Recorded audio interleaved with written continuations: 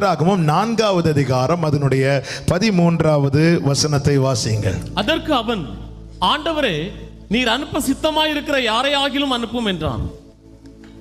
இந்த சம்பவம் நமக்கு நல்லா தெரியும். ஆண்டவர் முச்செடியில் எழுந்தருளி மோசையோடு பேசுகிறார். இந்த மோசே 40 வருஷம் எகிப்தில் வாழ்ந்தவன், வளர்ந்தவன். அங்கிருந்து வனாந்திரத்துக்கு வருகிறான். அடுத்த 40 வருடம் வனாந்திரத்தில் சஞ்சரிக்கிறான்.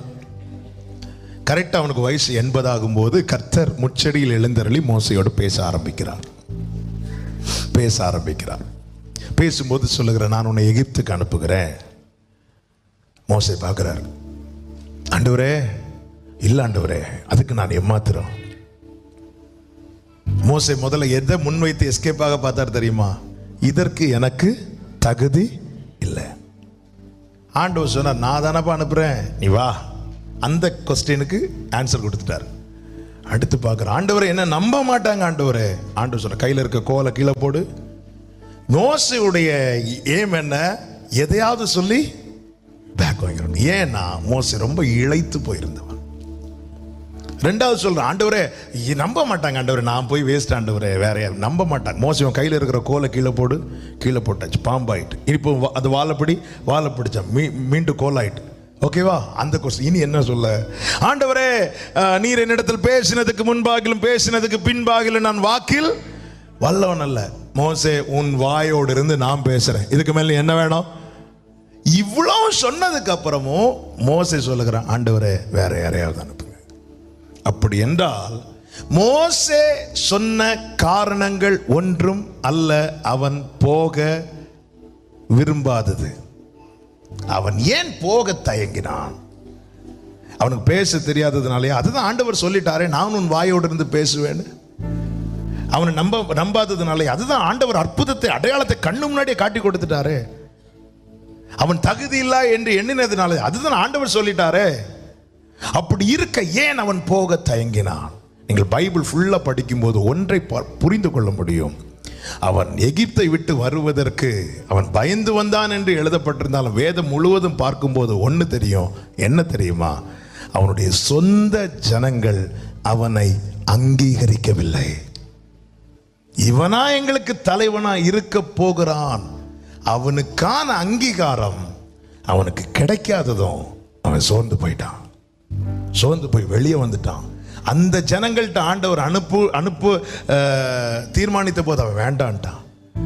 அவன் அந்த காரியத்தை டைரக்டா சொல்லாம வேற காரணங்களை முன்வைத்து விலக பார்த்தான். ஆனா யாருக்கிட்ட கதை நடக்குமா? ஹல்லேலூயா. நல்ல கவனமா கேளுங்க. பல நேரத்துல நம்ம சோர்ந்து போக காரணம் என்ன தெரியுமா? நமக்கான அங்கீகாரம் கிடைக்காம போகும்போது. அதிகமாய் நம்ம வீட்டில், நம்ம வேலை பார்க்குற இடத்துல, நம்ம படிக்கிற இடத்துல, ஏன் சர்ச்சில் நமக்கான அங்கீகாரம் கிடைக்காம போகும்போது நம்ம என்ன செய்வோம்? ஒரு இடத்துல போய் நம்ம பேசி நம்ம பேச்சே எடுபடலைன்னா நம்ம என்ன செய்வோம்? பேசாமல் அங்கேருந்து ஒதுங்க தான் பார்ப்போம். வேண்டாம், இங்கெல்லாம் நம்ம செல்லா காசு, நம்ம ஒதுங்கணும். அவன் அப்படி ஒதுங்கி 40 வருஷம் கழித்தான். இப்போ கர்த்தர் பேச ஆரம்பிக்கிறார். ஏன் அங்கீகாரம் கிடைக்கல?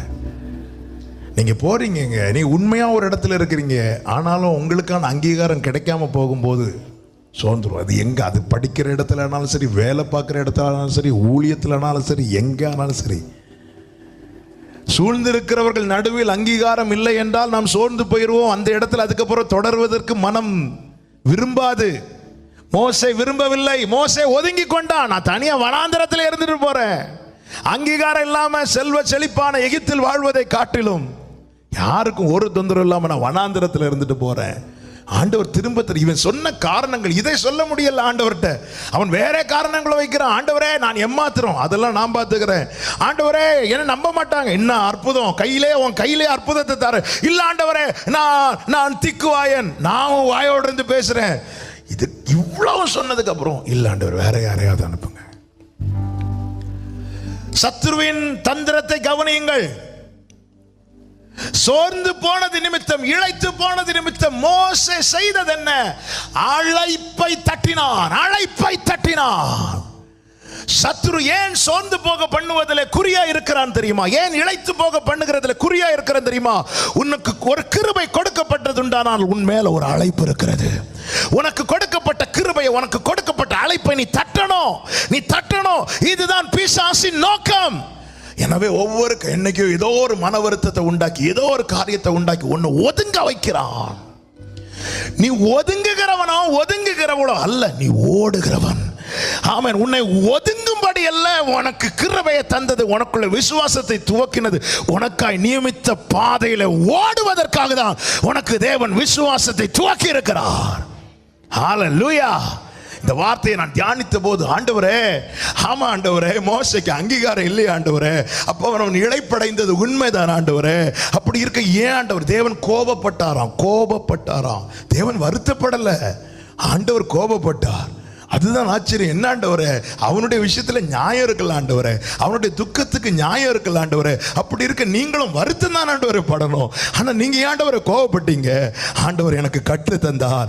அவன் அங்கீகரிக்கல, இவன் அங்கீகரிக்கலன்னு தான் பார்க்கிறானே தவிர, முச்செடியில் எழுந்தருளி நான் அவனை அங்கீகரித்ததை அவன் பார்க்கவில்லையே, இன்னும் மோசே பார்க்கவில்லையே. என கேட்கிற அன்பு சகோதரா சகோதரி, உலகம் உங்களை அங்கீகரிக்காமலே போகட்டும், கடைசி வரை என்னவும் சொல்லிட்டு போகட்டும். பவுல் சொல்லுகிறார், எங்கள் தகுதி தேவனால் உண்டாயிருக்கிறது. யார் எப்படி பார்த்தா என்ன, யார் எப்படி நினைத்தா என்ன, என்னை அங்கீகரிக்கிற ஒருவர் பரலோகத்தில் இருக்கிறான் சொல்லுகிறவர்கள் நல்ல கரங்களை தட்டி glory glory glory